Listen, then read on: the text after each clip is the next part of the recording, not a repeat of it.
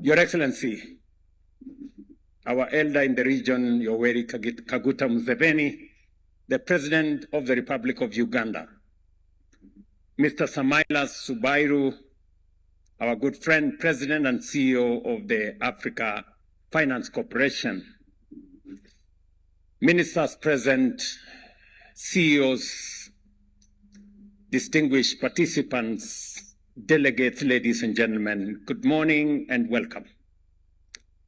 I take this opportunity on behalf of the people and government of Kenya to welcome you all to Nairobi for this most consequential gathering that goes to the heart of our continent's future.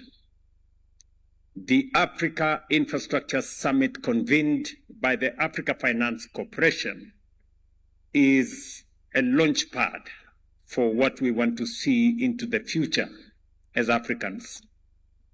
I also extend a very special welcome to the Africa Finance Corporation as it makes Nairobi its second home.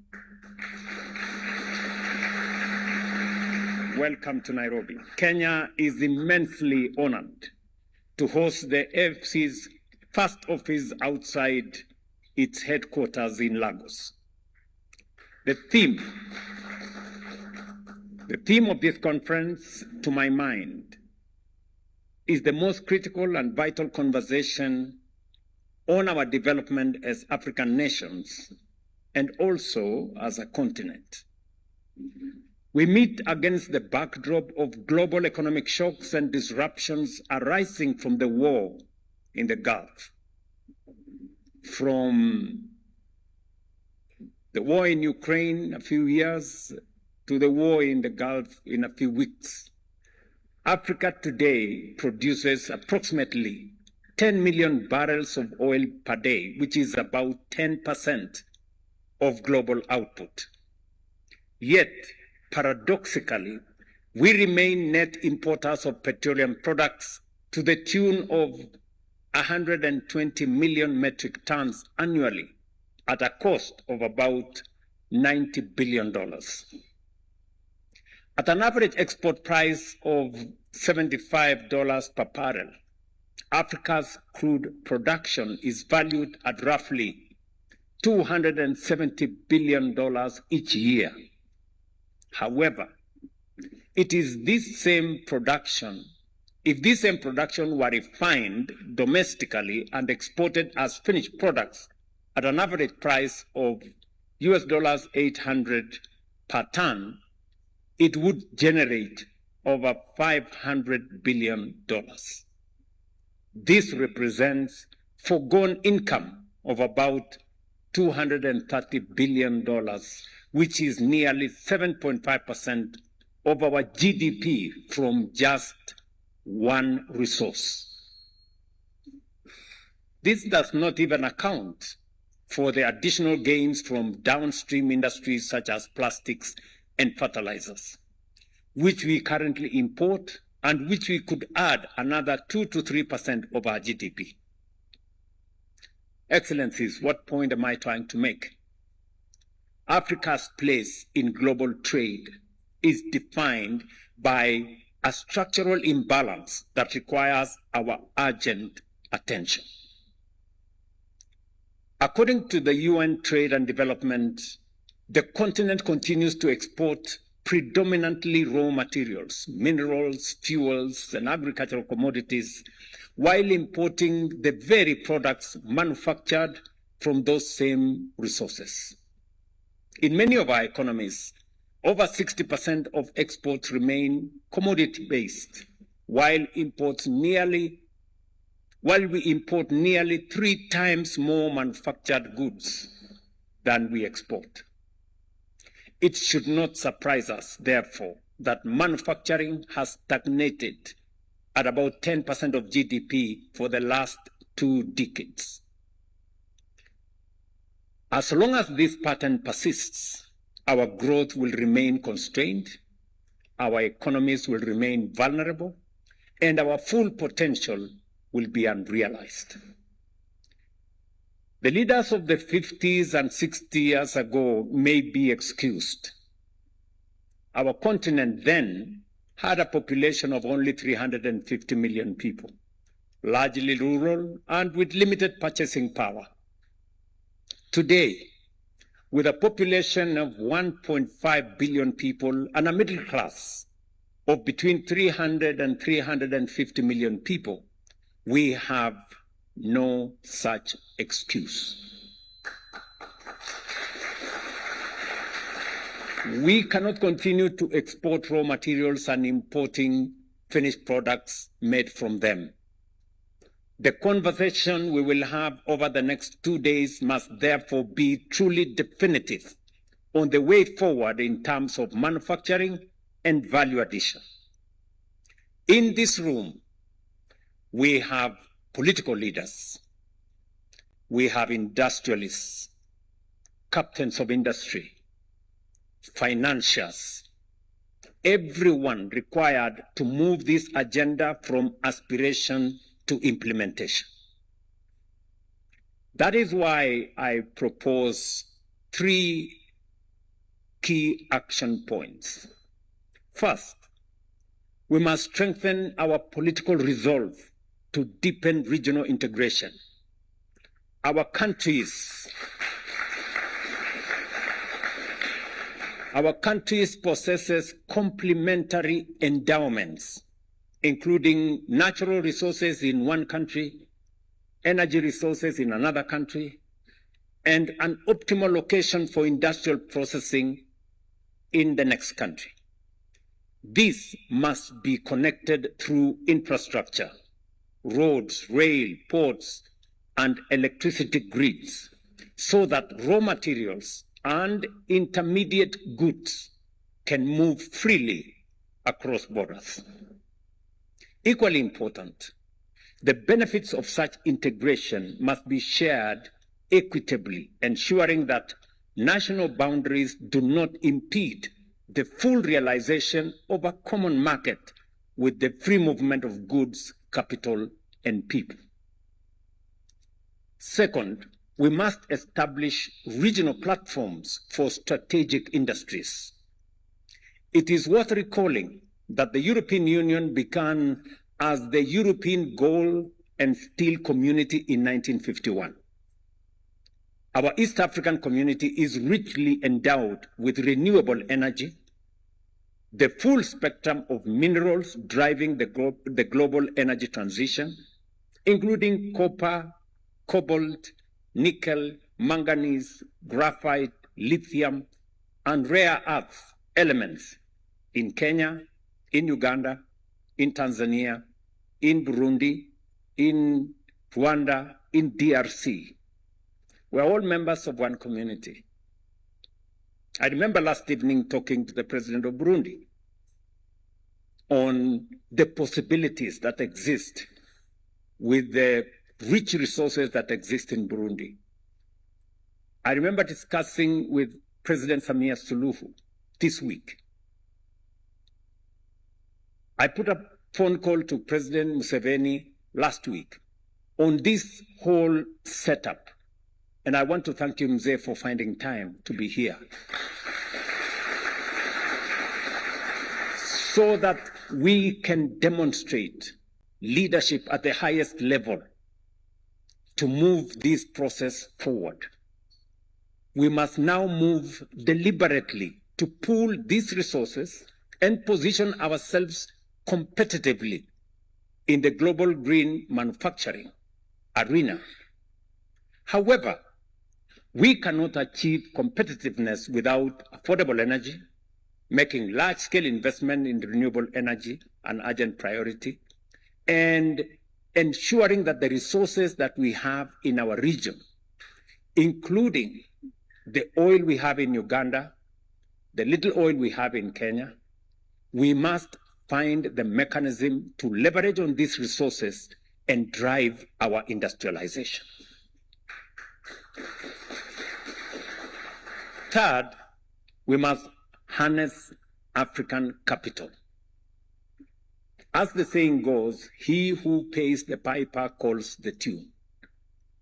Industrialists here know the meaning of that phrase better than all of us. Our ambitions will remain unrealized if we continue to depend on external capital whose primary interest is securing raw materials for their own industries. We must say that with clarity. We must therefore strengthen our regional development finance institutions, including the Africa Finance Corporation.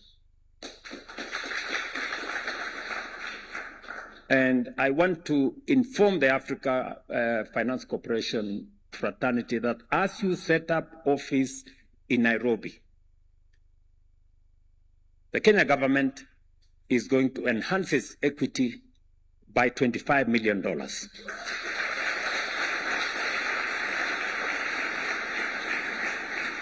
As a demonstration of the confidence we have in African financial institutions. I know the president of Afrexim Bank is here with us. When I came into office, we enhanced our equity in Afrexim Bank by $40 million. I know my friend Tadesse is here. We have already discussed how Kenya, being among the highest shareholders of TDB Bank, how we are going to enhance our equity and shareholding in Trade and Development Bank. And we are doing it intentionally and deliberately because we know that they understand us better than anybody else. We do not have to explain ourselves in windy statements and languages. They understand us. They understand where we are. And they know us better than anybody else would. And I want to assure you that we will continue as leaders in this continent to build our own African financial institutions, give them the capacity. And I know we haven't done enough. You can count on us, we will do more. Until we develop the muscle for us to be able to drive our own industrialization and our own development. I say so with benefit of experience. And I will say this, why we must believe in ourselves. I want to say this with clarity. We must. If we are to make progress, it begins with us believing in ourselves. And this is a message I have been having a conversation with the people of Kenya. We must believe in ourselves. When I came into office, I will give you two examples, if you can indulge me.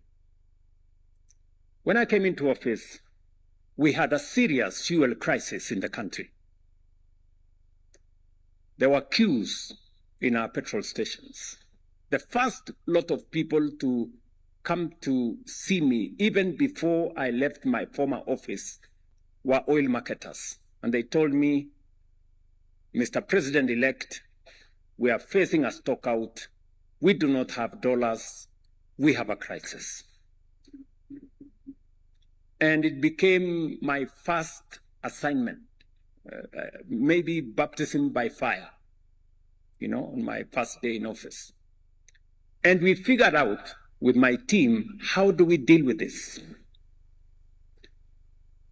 And I remember reaching out to friends who, for this meeting I will not mention, good friends of mine who are running multinational banks and telling them, oh, we need to do this. Little did I know that many of them were already figuring out how they are going to make money when the dollar went to 200 shillings, Kenya shillings to $1. They're already thinking how to make money from foreign exchange. I mean, I'm looking at how do we solve a Kenyan problem. It is only one bank, one Kenyan bank, Kenya Commercial Bank, that was willing to issue letters of credit and stand with us at that very critical moment. Do you know what happened? We not only solved that problem in a very permanent way. Today we have a G2G framework that many other countries have come to learn from us. Malawi have been here to learn from us. Burundi have been here to learn from us how we did it. So we solved the problem. But do you know what? Kenya Commercial Bank made tons of money in the process. Their share price went from 17 shillings to now 74 shillings.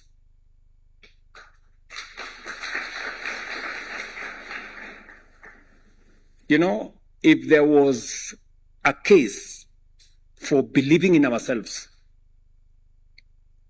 Kenya Commercial Bank, being a Kenyan bank, believed in us. We believed in them. The outcome is a win-win. We not only solved our problem, but we built our bank even more. That's one example. Example number two. When I made a proposition to the people of Kenya on a matter that has been with us for a long time,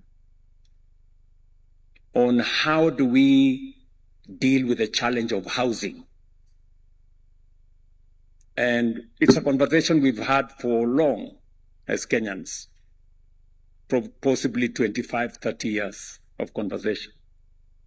And I did make a proposition to the people of Kenya that it was necessary for us to do this using our own resources, mobilizing domestic capital for us to be able to undertake our housing program. There was a big debate, but today we have done what we couldn't do with money borrowed from this place and that place, talking to this guy and the other guy and one bank and another one. Using our own domestic resources, today we are building, concluding some of them, 240,000 housing units, with a pipeline of 700,000 housing units. We are building hostels for 180,000 students in our universities and Tibet, and we are building 600 modern markets around Kenya with our own resources. Using a housing fund derived from a housing levy, we have signed contracts for $4 billion. $4 billion. Not a single shilling borrowed from anybody. Domestic resources built by Kenyans, raised from Kenya. Believing in ourselves. I make this case firmly that the challenges we face, the aspirations we have for the future, we have the solutions within us. And that's why I'm very happy that we have in our midst not just Africa Finance Corporation, we have the leadership of Afri-Exim Bank, we have the leadership of Shelter Afrique, we have the leadership of ADB, we have the leadership of Trade and Development Bank. These are institutions that we must mark for the future, and we must invest in them and work with them. Look, Nigeria has been a producer of oil for all the years that we know. Yet, when you went to Nigeria, there were queues of people looking for fuel in petrol stations for a long time, until one African stepped forward and built a refinery Aliko Dangote here.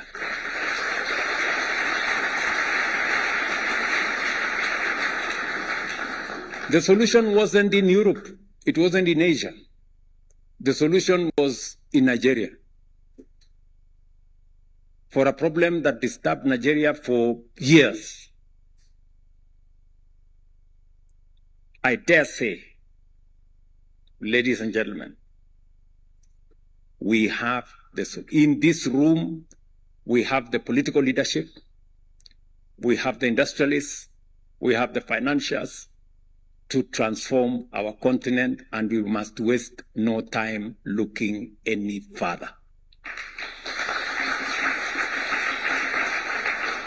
In Kenya, we have established a national infrastructure fund and are in the process of creating a sovereign wealth fund, following in the footsteps of some of our peers on the continent, including, I know, what has been done in Nigeria, Ghana, South Africa, and in many other places. Through these instruments, we aim to mobilize public and private, as well as domestic and foreign capital, to fund major priority projects in the tune of $40 billion over the next decade. When you heard my minister here speak, he said, we already have mobilized $3 billion just in a short span. And we are looking at the people in this room, how we are going to work together to leverage that money so that we can drive the issues we are discussing here. Infrastructure, transport, logistics, infrastructure. Because Kenya's infrastructure ambition are bold. We seek to expand our road network by over 28,000 kilometers, more than double what we have today over the next 7 years. We also aim to generate an additional 10,000 megawatts, nearly 3 times our current installed capacity. And that is to support modern technology, power industrialization, and sustain economic expansion. At the same time, we are strengthening our export-led agricultural transformation and food security through large-scale irrigation anchored on the construction of at least 50 mega dams to bring an additional 2.5 million acres of land under productive use. Listening to my friend, the CEO of AFC, he did mention very clearly that we have some of the largest agricultural lands in our continent. How do we leverage on those? Why is Africa still a hungry continent? Why is Africa still defined by hunger and imports from all manner of places when we can do it right here? These are not merely national priorities. They are integral to the broader continental agenda of industrial transformation through manufacturing and value addition. For far too long, the economic destiny of our continent has been shaped by others. While historical injustices from colonialism to inequities in the global economic order are real, we must also acknowledge that other regions have faced similar challenges, but they have risen above them. We're not the only ones that have faced these challenges. We are constrained, however, only by the extent that we accept the status quo through acquiescence, complacency, and limited ambition. Too often, as a continent, we have settled for what is rather than what could be. For far too long, we have accepted the average, the ordinary. That must change, good people. We must raise the scale of our ambition and refuse to be defined by what is merely functional. The time has come for Africa to take full control of its destiny. Many of the nations we admire today, from Singapore to South Korea and even Japan, once stood where we stand today, constrained and uncertain of their place in the world.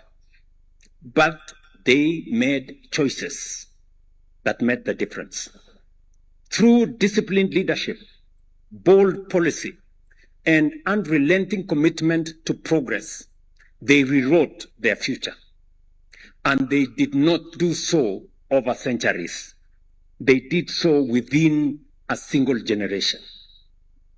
In just 3 to 4 decades, they moved from fragility to strength, from limitation to global competitiveness. That is the lesson before us, good people. Transformation is neither accidental nor a miracle. It is deliberate. It is intentional. And it is entirely within reach if we have the resolve to pursue it, to reach higher, and to reject the average. This is our assignment as the current generation of Africans, leaders, business people, entrepreneurs. This is our assignment. And this is the job that we must do without equivocation, without wavering, and without hesitation. It is now, ladies and gentlemen, or never. We must get it right. And I'm very happy that we are meeting at a time like this, when it is so obvious to us that we are paying very high prices because of a war in the middle of nowhere, which we have no control over, when we could as well have our own resources here. I want to thank President Museveni for refusing to accept easy choices. He had a choice. We had a choice to allow the oil in Uganda to go the way others would have wanted. But I remember having a conversation with President Museveni, and allow me, Mzee, to say this. When I visited him once, and I asked him, Mzee, what's going to happen about the oil reserves that you have, because it's taken time.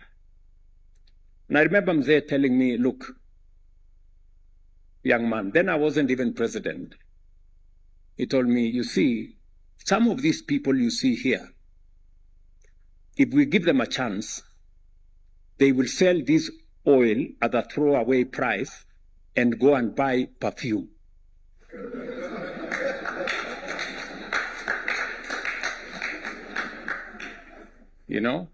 Those are his words, and they have never left my mind.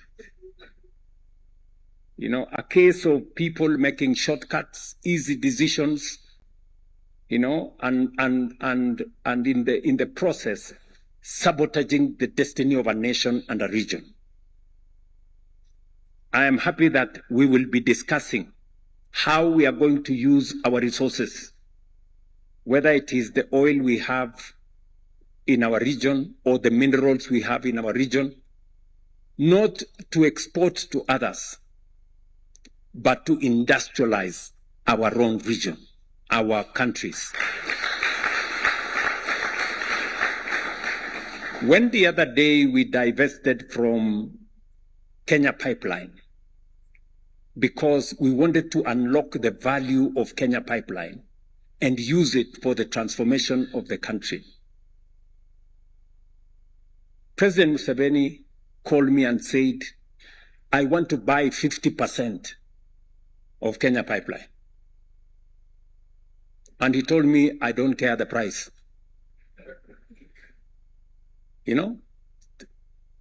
That's how serious he was. When some other pessimists in Kenya were saying, oh, the price is very high, I don't know. President Museveni could see beyond the price. He could see the opportunity of transforming our nation, our region together. Mzee, I want to assure you that the same way you invested in Kenya Pipeline, Kenya is going to invest in your refinery and in the future of our resources together. And hopefully we can bring all the other countries in our region to see the value, not in the short-term benefit you get from something cheap from somewhere else, but in the benefit of building something for the future that will not only earn you money today, but earn you opportunities tomorrow.